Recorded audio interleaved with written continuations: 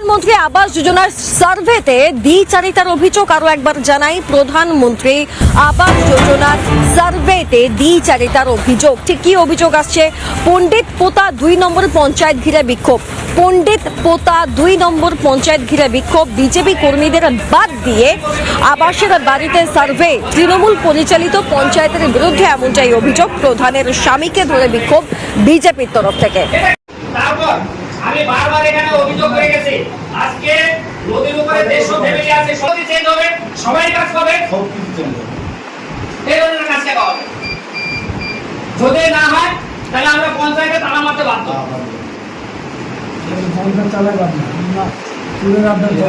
বারবার বলা সত্ত্বেও সেই ঘন্টা সার্ভে করে যাদের ছাদ আছে তাদের সার্ভে হয়ে গেছে। এটা কি? আরে তারা পারে, তাদের হবে না।